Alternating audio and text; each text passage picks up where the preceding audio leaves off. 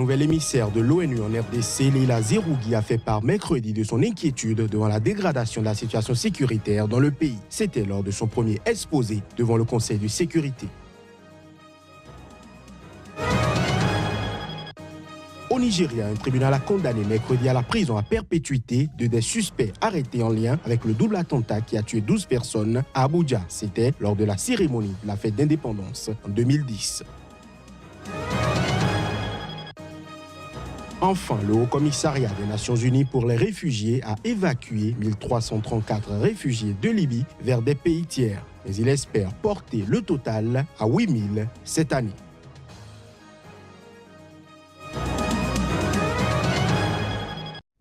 Vous êtes bien sûr Sika. Merci de nous retrouver pour ce point de l'actualité sur le continent. La nouvelle émissaire de l'ONU et patronne des casques bleus en République démocratique du Congo, l'Algérienne Leila Zerougui, a fait part mercredi de son inquiétude devant la dégradation de la situation sécuritaire dans le pays. C'était lors de son premier exposé devant le Conseil de sécurité de l'ONU. Les précisions. Alors que le pays se prépare à des élections présidentielles et législatives le 23 décembre, la situation sécuritaire en République démocratique du Congo continue de se détériorer, a déploré Leila Zerougui. En évoquant le risque accru d'instabilité dans plusieurs régions menaçant des populations civiles, la responsable de la MONUSCO a notamment évoqué l'est du pays où des groupes armés restent très actifs. Je condamne les attaques persistantes menées par des groupes armés et des milices divers à travers la République démocratique du Congo. Le recrutement d'enfants, le viol de femmes et de jeunes filles, l'incendie de maisons et d'écoles et la profanation des lieux de culte, a ajouté Leila Zerougui. Le nombre de personnes déplacées nécessitant une aide humanitaire a atteint 4,5 millions d'individus, soit le plus important en Afrique, a-t-elle aussi noté. Des centaines de milliers de personnes ont trouvé refuge dans des pays voisins. Plus de 7,7 millions de personnes sont en manque de nourriture dans le pays, a-t-elle précisé. Sur le plan politique, l'émissaire de l'ONU a signalé des progrès notables pour préparer les prochaines élections, mais elle a noté des défis majeurs restants à relever. Bien que le gouvernement ait libéré un nombre important de prisonniers politiques, beaucoup d'autres sont toujours en détention, a souligné la diplomate. Elle a également dénoncé l'usage disproportionné de la force lors de manifestations pacifiques à quelques jours d'une grève générale organisée vendredi en mémoire de militants tués par des forces de l'ordre. Ces manifestations visaient à demander au président Joseph Kabila, dont le mandat s'est achevé en décembre 2016, de déclarer qu'il ne se représenterait pas à la présidentielle. Sa position à ce sujet reste floue. Un tribunal nigérien a condamné mercredi à la prison à perpétuité des suspects arrêtés en lien avec le double attentat qui a tué 12 personnes à Abuja. C'était lors de la cérémonie de la fête d'indépendance en 2010. Charles Oka, le frère de Henri Oka, cerveau présumé de l'attaque, ainsi qu'un autre suspect, Obi Nwabweze, ont été reconnus coupables d'actes de terrorisme et de financement d'actes de terrorisme par la Haute Cour de justice fédérale à Abuja. Tous deux ont clamé leur innocence et affirmé avoir été arrêtés pour des motifs politiques. L'attentat de 2018 avait beaucoup choqué le pays. Il est survenu près du lieu où étaient rassemblés des chefs d'État étrangers et des personnalités célébrant le 50e anniversaire de l'indépendance du Nigeria. Henri Oka était à l'époque le leader présumé du mouvement pour l'émancipation du delta du Niger, MEND. Cette organisation était en conflit avec le gouvernement nigérien auquel elle réclamait une meilleure redistribution des revenus du pétrole en faveur des habitants de la région du delta du Niger. Il purge actuellement une peine de 24 ans de prison en Afrique du Sud où il a été condamné en 2013 pour le double attentat d'Abuja et pour avoir organisé 2 autres attentats ayant fait 2 morts la même année dans la ville de Warri dans le sud du Nigeria. 4 autres suspects avaient été arrêtés en 2010 au Nigeria en lien avec cet attentat dont Charles Oka et Obi Nwabweze. L'un d'eux est décédé en prison. Un autre qui a opté pour un procès séparé a été lui aussi condamné à la réclusion à perpétuité en 2013. Dans une décision de 145 pages, le juge Gabriel Kolaole a estimé que d'après les éléments fournis par l'accusation, Henri et Charles Oka avaient financé les attentats d'Abuja et de Warri. L'accusation a en outre su apporter la preuve de la responsabilité des 2 suspects condamnés mercredi, au-delà de tout doute raisonnable, a-t-il ajouté. En Sierra Leone, où les élections générales ont été marquées ce mercredi par une forte participation, le dépouillement a démarré. Les Sierra-Léonais devaient choisir un successeur au président sortant, Ernest Bai Koroma, qui ne peut pas se représenter après 2 mandats consécutifs. Ils votaient également pour élire leurs parlementaires et leurs élus locaux. Le dépouillement a commencé en Sierra Leone où les élections générales ont été marquées ce mercredi par une forte participation.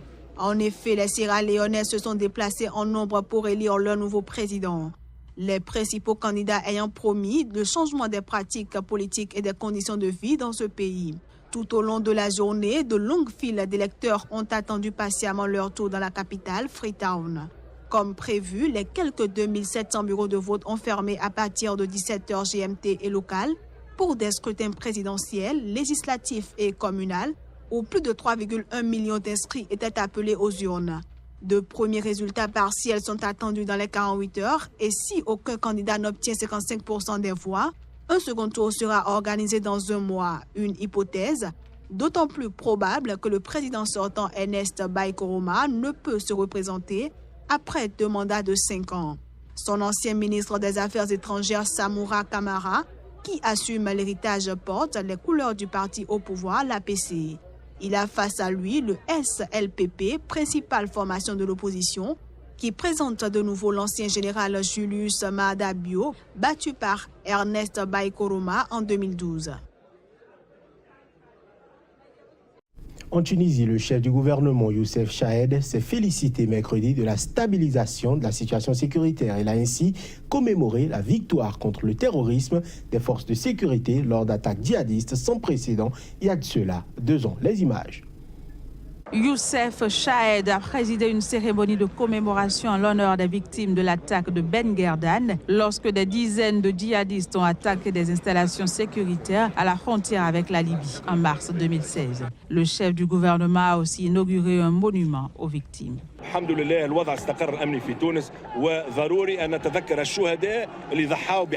Dieu soit loué, la situation sécuritaire s'est stabilisée en Tunisie. Il est nécessaire de se souvenir des martyrs qui ont sacrifié leur vie pour la Tunisie et l'Union nationale. Et c'est pourquoi nous sommes ici. Nous sommes ici pour commémorer, pour ne pas oublier ce qui s'est passé le 7 mars et pour consacrer ce jour comme journée nationale de la victoire contre le terrorisme et Ben Guerdane comme la ville de la victoire contre le terrorisme.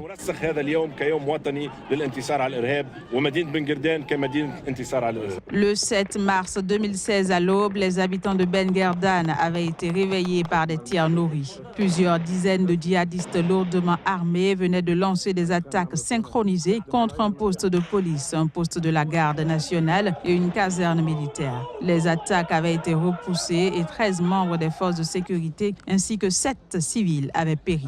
Au moins 55 djihadistes ont été abattus dans la riposte des forces de sécurité. Ces attaques étaient intervenues après 3 attentats de grande ampleur en 2015. L'état d'urgence en vigueur depuis cette série d'attentats vient d'être prolongé de 7 mois, la présidence tunisienne affirmant vouloir assurer la sécurité durant les municipales du 6 mai, le mois de Ramadan et la saison touristique. Mesdames et messieurs, cette édition se poursuit. Michael Bloomberg a annoncé ce mercredi le lancement d'une ONG chargée de dénoncer les stratégies trompeuses de l'industrie du tabac.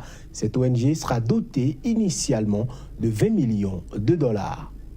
Ancien maire de New York, le milliardaire Michael Bloomberg a annoncé ce mercredi le lancement d'une ONG chargée de dénoncer les stratégies trompeuses de l'industrie du tabac. L'annonce de cette initiative a été faite à l'occasion de la 17e conférence mondiale tabac ou santé qui se tient de mercredi à vendredi au Cap en Afrique du Sud. Quand vous y pensez, l'industrie du tabac et Stop s'adresse aux mêmes personnes, celles qui ont un niveau d'éducation plus faible et qui ne comprennent pas les ravages que fumer provoque. Les cigarettes sont l'un des rares produits au monde qui vous tue si vous le consommez.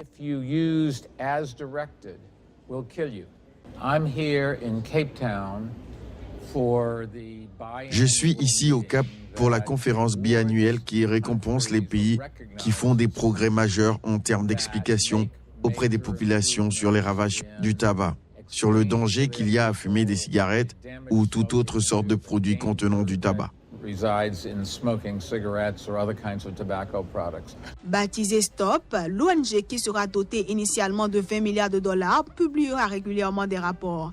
Et ce, pour détailler les stratégies trompeuses de l'industrie du tabac et proposer des moyens de lutter contre son influence. Le Haut-Commissariat des Nations Unies pour les réfugiés a évacué 1334 réfugiés de Libye vers des pays tiers, mais il espère porter le total autour de 8000 réfugiés cette année. Les détails à suivre dans cet élément. Lors d'une table ronde à Paris organisée par l'Institut français des relations internationales, le représentant du Haut-Commissariat des Nations Unies pour les réfugiés en Libye a indiqué qu'à ce jour, 1334 réfugiés vulnérables avaient été évacués de Libye, dont 1020 au Niger et 312 en Italie. Précisant qu'ils arriveront sans doute à 8000 au total, le chef de mission ajoute que ce total de migrants évacués n'est qu'une fraction des 48 000 réfugiés enregistrés en Libye, mais le Haut-Commissariat des Nations Unies pour les réfugiés espère évacuer entre 5 000 et 10 000 réfugiés cette année. Et pour y arriver, il compte notamment sur le centre de transit qu'il met sur pied à Tripoli, avec une capacité d'accueil de 1000 personnes. Une partie du dit centre sera prête d'ici 2 mois avec une capacité de 160 personnes. Ce centre permettra d'accélérer les évacuations et procéder à au moins 6 évacuations par mois, avec un avion de 135 places, soit 810 personnes par mois. Par ailleurs, Roberto Mignone précise que leur institution négocie en ce moment avec des pays comme le Maroc, le Burkina Faso et le Tchad en vue de créer de nouveaux centres. Ce 8 mars, le monde commémore la journée internationale de la femme. Sandra Hernandez est l'unique femme pilote d'hélicoptère salvadorienne et elle sert dans la mission de maintien de la paix de l'ONU à Tombouctou, c'est au Mali. Elle fait la fierté de cet escadron chargé des missions de reconnaissance, d'escorte des opérations terrestres ou de la protection des populations civiles. Découvrons-la ensemble à travers cet élément. À Tombouctou, depuis près de 3 ans, des hélicoptères salvadoriens appuient les opérations des casques bleus déployés dans la région. Sandra Hernandez est l'unique pilote femme du contingent. Depuis que je suis toute petite, j'ai toujours eu l'amour de l'aviation, parce que mon père est pilote d'avion aussi. Et mes 2 grands frères sont aussi pilotes, l'un d'avion, l'autre d'hélicoptère. Je me suis toujours sentie très fière d'eux. Chargée notamment d'effectuer des missions de reconnaissance ou d'escorter des opérations terrestres, l'unité aérienne salvadorienne est également destinée à la protection des civils. Nous sommes préparés et avons un temps de réaction limité de 7 minutes, en l'espace duquel nous pouvons fournir la sécurité et effectuer une démonstration de force contre les groupes armés qui attaqueraient les populations civiles. Pour le colonel Léon Gomez, commandant de l'unité, la présence d'une femme au sein de l'escadron est un véritable atout humain lors des échanges avec la population locale.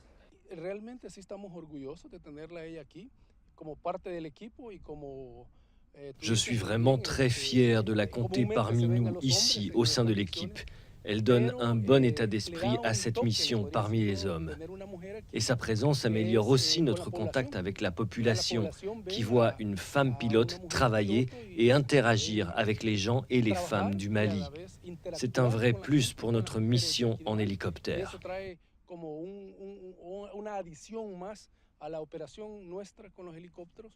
Avec ses 16 années d'expérience comme pilote de combat, Sandra Hernandez fait figure de modèle pour les plus jeunes recrues du contingent. Les plus jeunes ont beaucoup à apprendre d'elle. C'est une personne très professionnelle qui accomplit son travail avec beaucoup d'application. Et nous avons grand intérêt à prendre exemple sur elle. Très fière de servir dans la première unité du Salvador à être déployée dans les opérations de maintien de la paix de l'ONU, Sandra Hernandez confie que le plus difficile pour elle reste de passer plusieurs mois loin de sa fille de 8 ans. Voilà qui met un terme à cette édition. Merci de nous avoir suivis.